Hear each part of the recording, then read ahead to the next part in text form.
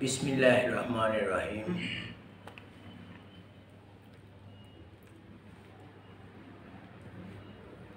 আমি বিজ্ঞান সম্বন্ধে আজকে কিছু কথা বলতে চাচ্ছি। যে আমরা বাঙালি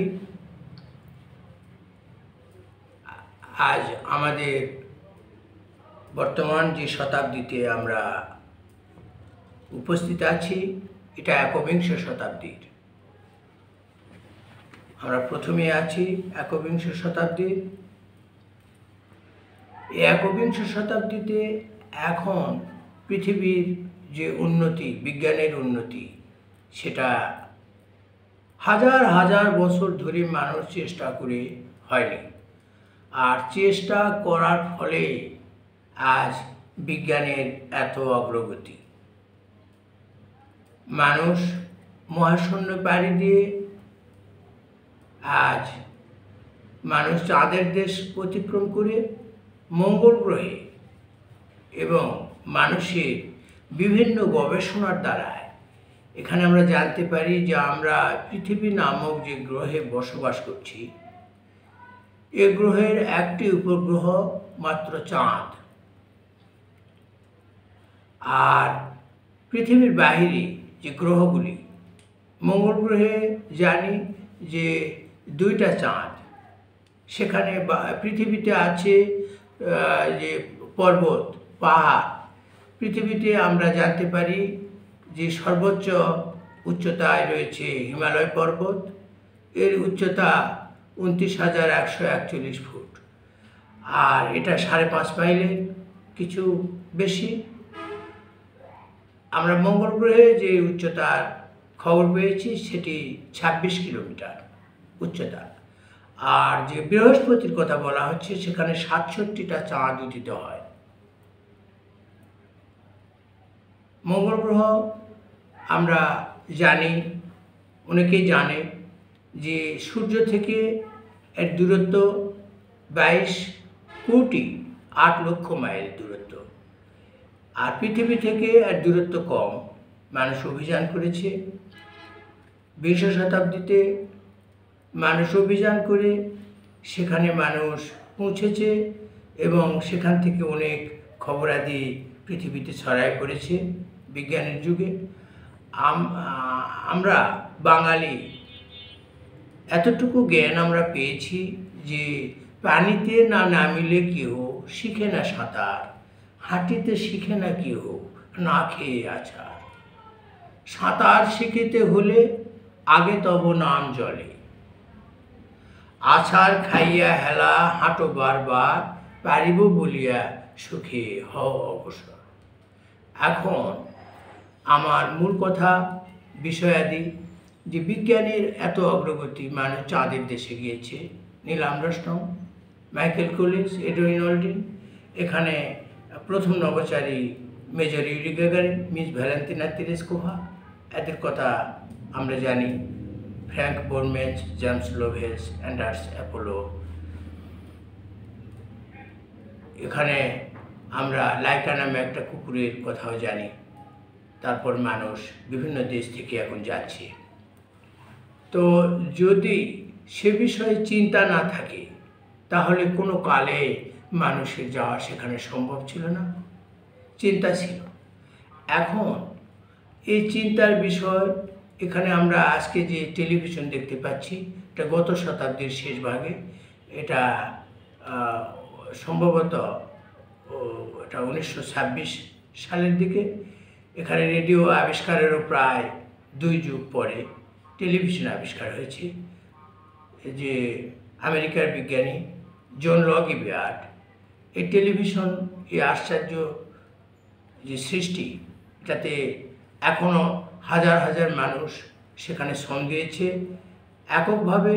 তাকে এখানে এর প্রতিষ্ঠাতা, এটা যে তিনি বিজ্ঞান আবিষ্কার করেছে, এটা ধরে নেওয়া হয়। এখানে রেডিওর ব্যাপারে ধরে নেওয়া হয়। এখানে যেটাই আবিষ্কার করেছি আমরা বাঙালি জাতি, সে আবিষ্কারগুলোর সূত্র বিদেশে পড়া হয়।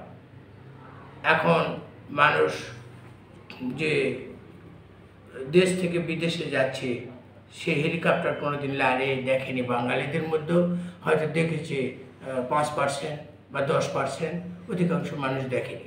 তো এই যে বিজ্ঞানের শাখাগুলো, এগুলো বাঙালিদের ভাগ্যে কি নেই গবেষণা করা বা আরও উন্নত জগৎকে আরও কিছু সুবিধা করা? বাঙালিদের মধ্যে এ ধরনের শিক্ষার প্রসারতা আমি এই শতাব্দীতে, বর্তমান যুগে এটা খুব প্রয়োজন বলে মনে করছি। কারণ আমরা ব্যবহার করছি যে মোবাইল সেট, এটা কত দূর থেকে আসছে। এখানে স্যার জগদীশ চন্দ্র বসুর বিনা তারে ওয়্যারলেস, এটাই পৃথিবীতে প্রথম ছিল। আজ কোথায় থেকে কোথায় এসেছি। এই যে কোনো এই যে আমরা বিকাশ করছি পৃথিবীর এক প্রান্ত থেকে আরেক প্রান্তরে, দেশের এক প্রান্ত থেকে আরেক প্রান্তরে মুহূর্ত, এই বিজ্ঞানের মধ্যেও আমাদের বাঙালিদের সিলেবাসভুক্ত কি কোনো নিয়মকানুন সৃষ্টি করা যায় না?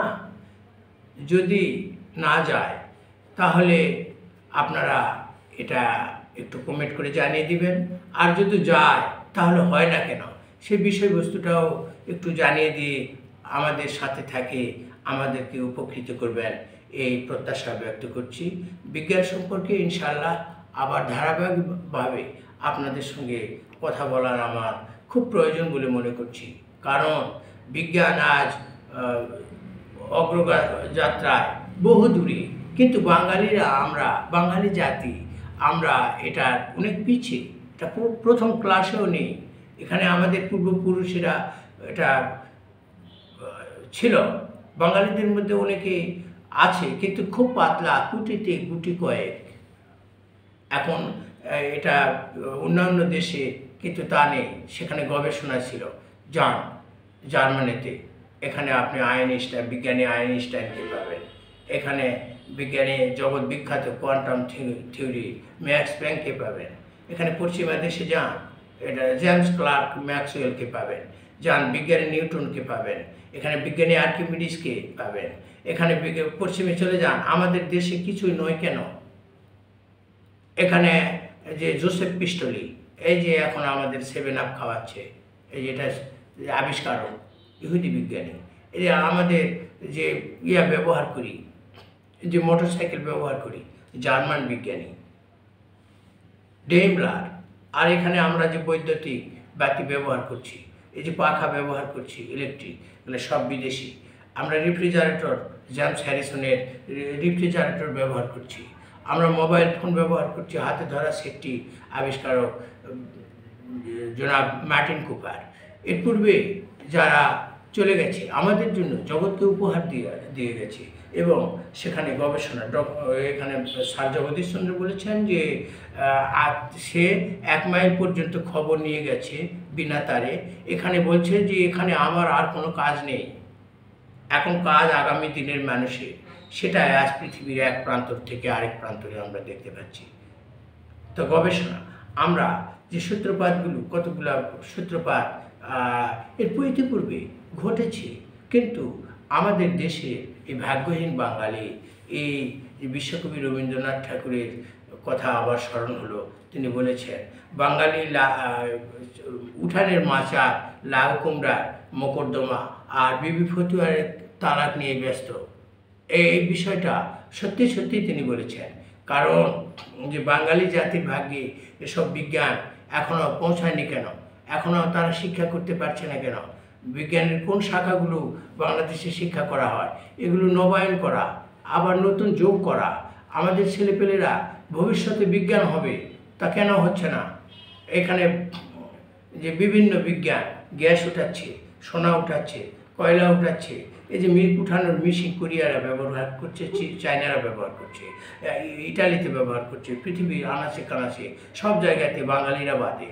তো বাঙালিরা কি চিরদিনই অধঃপতনের অতল গর্ভে নিমজ্জিত থাকবে? না, এটা বিশ্ব সভায় আবার মোরা নতুন করে আসন লব, এই জীবনে আবার মোরা পূর্ণ জ্ঞানে ধন্য হব। রইব না আর ঘরের কোণে, বাহির হব দুর্ভবনে, চলব না আর সবার পিছে, সকল জাতির শীর্ষে রব।